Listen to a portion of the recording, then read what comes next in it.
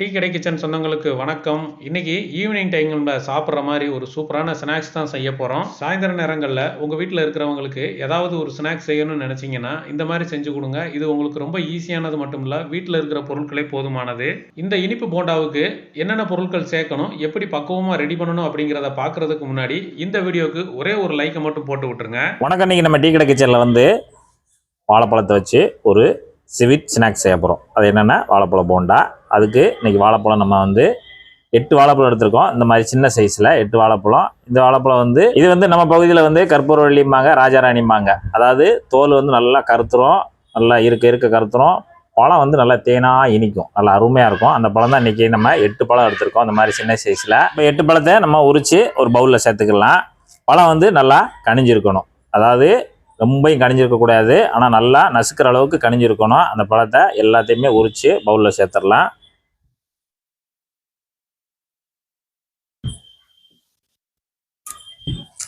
எட்டு பழம் கணக்காக போட்டிருக்கீங்கண்ணே. எனக்கு 4, உங்களுக்கு 4? ஆமாம், ஆளுக்கு 4. ஏன்னா அவ்வளோ ருசியாக இருக்கும் இன்றைக்கி நம்ம போடக்கூடிய இந்த இனிப்பு பனானா போண்டா.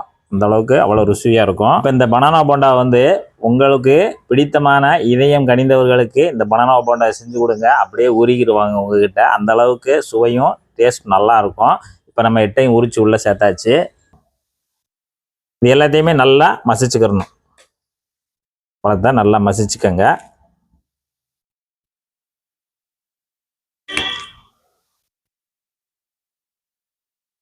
நல்லா இருக்க பழத்தை கொலன்னு ஆக்குறோம், அப்படி தானே தோணுது உங்களுக்கு? பரவாயில்ல, இருந்தாலும் நம்ம ஒரு சூப்பரான ஸ்வீட் சாப்பிட்ணுன்னா சில நேரங்களில் இந்த மாதிரி வேலை கொஞ்சம் பார்க்க வேண்டியது இருக்குது. நேரடியாகவே பழத்தை சாப்பிட்டு போயிடலாம்.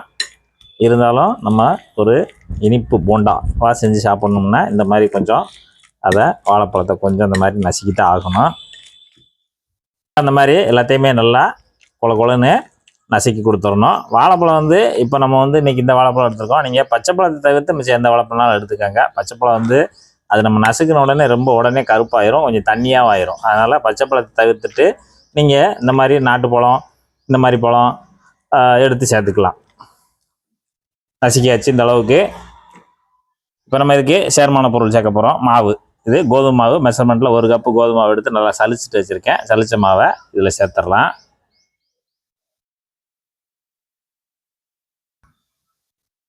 இது மைதா மாவு அரை கப்பு, மெஷர்மெண்ட்டில் அரை கப்பு. அதையும் நம்ம இந்த மாவோடு சேர்த்துடலாம்.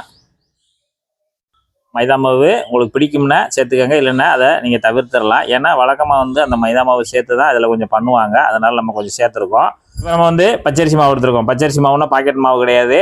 நம்ம ஏற்கனவே அரிசியை ஊற வச்சுட்டு 1 மணி நேரம் ஊற வச்சுட்டு அதை நல்லா தண்ணியெல்லாம் ட்ரை ஆன பிறகு அதை மிக்சி ஜாரில் போட்டு நல்லா பொடி பண்ணி அதை சலிச்சிட்டு கொண்டு வந்திருக்கோம். 1 கப்பு மெஷர்மெண்ட்டில் 1 கப்பு எடுத்திருக்கோம். ஆமாம், இது நம்ம வீடியோவில் அதை காமிக்கலை. நிறைய வீடியோவில் அந்த பச்சரிசி மாவு எப்படி ரெடி பண்ணுறதுன்னு காமிச்சிருக்கோம். அதனால் நான் இப்போ ஓரலாக சொல்லி முடிச்சிருக்கேன். நீங்கள் ஏற்கனவே தெரியும் உங்களுக்கு. அதே போல் நீங்கள் 1 கப்புக்கு கணக்கு பண்ணி அரிசி ஊற வச்சுட்டு நல்லா அரைச்சி நல்லா சலிச்சிட்டு எடுத்துக்கோங்க. 1 கப்பு மெஷர்மெண்ட் கப்பில் 1 கப்பு. இது நம்ம இந்த இதில் போடும்போது நமக்கு டேஸ்ட் இதுதான் நம்மளுக்கு நல்லா எடுத்து கொடுக்கும். அதுக்காக இந்த இதை மிஸ் பண்ணிடுறாங்க. நீங்கள் மைதா சேர்க்குறீங்களோ இல்லையோ, ஆனால் இந்த அரிசி மாவு கண்டிப்பாக சேர்த்துருங்க. ஒரு 1/4 டீஸ்பூனு சோடாப்பு சாஃப்ட்னஸ்க்காக. ஒரு அரை டீஸ்பூனு பேக்கிங் பவுட்ரு, அதையும் இதில் சேர்த்துருங்க. உப்பு ஒரே ஒரு பிஞ்ச் அளவு தூள் உப்பு.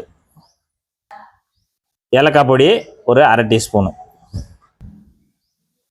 ஒரு மெஷர்மெண்ட்டில் ஒரு அரை கப்பு சீனி, அதாவது வெள்ளை சக்கரை 125 கிராம் இருக்கும், அது நம்ம இதில் சேர்த்துருக்கோம். இதில் நீங்கள் நாட்டு சக்கரை கூட சேர்த்துக்கலாம் இதே அளவில். இப்போ நம்ம சேர்க்க வேண்டிய பொருளை சேர்த்துருக்கு. அப்படியேவும் இன்னொரு பொருள் வரை சேர்க்க வேண்டியிருக்கு. அதுக்கு முன்னாடி இதை நல்லா கலந்து விட்டுறலாம். நல்லா கலந்து விட்டுருங்க. அந்த வாழைப்பழம் நசுக்கினதோடு சேர்த்து இந்த மாவையும் நல்லா கலந்து விடுங்க. அந்த வாழைப்பழத்தோடு சேர்த்து இந்த மாவுகளையும் நல்லா கலந்து கொடுங்க இந்த மாதிரி. இப்போ நம்ம மாவு கொஞ்சம் கெட்டியாக இருக்குது, அதை கொஞ்சம் லூஸ் பண்ணணும். அதுக்காக ஒரு 50 ml மட்டும் தண்ணி சேர்த்துருங்க. 50 ml தண்ணி சேர்த்துட்டு அதை நல்லா கலந்து கொடுங்க. நம்ம தேவை தக்கனா கொஞ்சம் கொஞ்சமாக சேர்த்துக்கலாம். இப்போ மறுபடியும் ஒரு 50 ml சேர்த்துக்குவோம். மொத்தம் 100 ml தண்ணி சேர்த்துருக்கு. சேர்த்துட்டு நல்லா கலந்து கொடுத்துருங்க.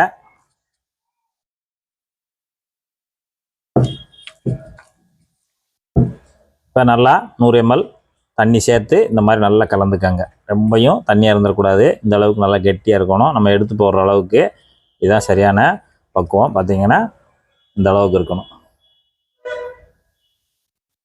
கிண்டி கொடுத்துட்டு 1 டேபிள் ஸ்பூனு நெய் அதை மட்டும் லேசாக மேலே ஊற்றிடுங்க. ஊற்றிட்டு இதையும் நல்லா கலந்து கொடுத்துருங்க நெய்யோடு சேர்த்து.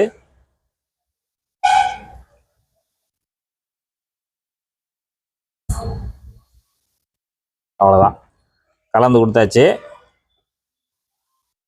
இப்போ நெய்யோடு சேர்த்து நல்லா கலந்து கொடுத்து நம்ம வந்து ஒரு 10 நிமிஷம் அதை நம்ம ஊற வைக்கணும். 10 நிமிஷம் ஊறி வரட்டும். சுற்றில் இருக்க மாவில் வலிச்சு உள்ளே போட்டுட்டு அப்படியே ஒரு தட்டு போட்டு மூடி ஒரு 10 நிமிஷம் ஊறட்டும். போதுமான்னு சொல்லிடு, நான் வாட்டில் ஊற்றிட்டே இருப்பேன். பிறகு போதுமா? போதுனே. இப்போ நம்ம கலந்து வச்சுக்கக்கூடிய எல்லாமே நல்லா 10 நிமிஷம் ஊறிடுச்சு. இப்போ ஊறினோடனே ஒரு தடவை நல்லா கலந்து விட்டுறலாம். நல்லா ஒரு தடவை கலந்து கொடுத்துருங்க.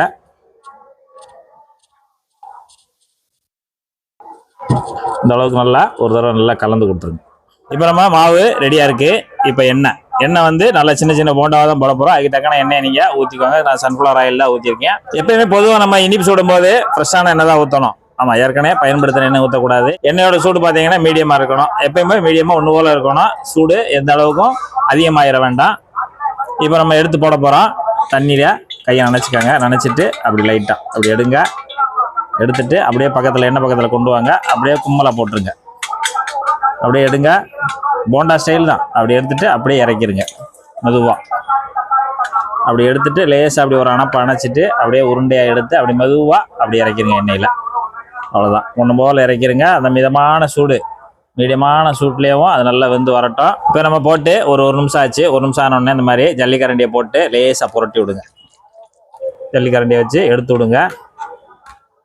அவ்வளோதான், இப்படி எடுத்து விட்டிங்கன்னா நல்லா அது வாட்டில் மிதந்து வந்துடும். அப்படியே உருட்டி கொடுத்து வேக வைக்கணும் நம்ம.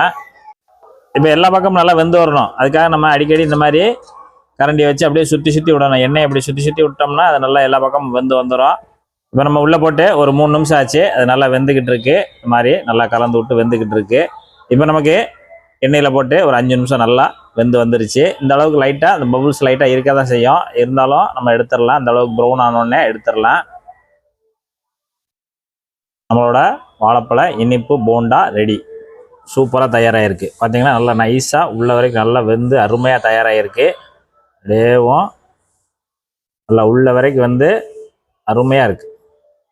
இன்றைக்கி நம்ம டீ கடை கிச்சனில் வந்து அருமையான ஒரு வாழைப்பழ போண்டா சூப்பராக தயாராகிருக்கு. சாப்பிட்டு பார்ப்போம்.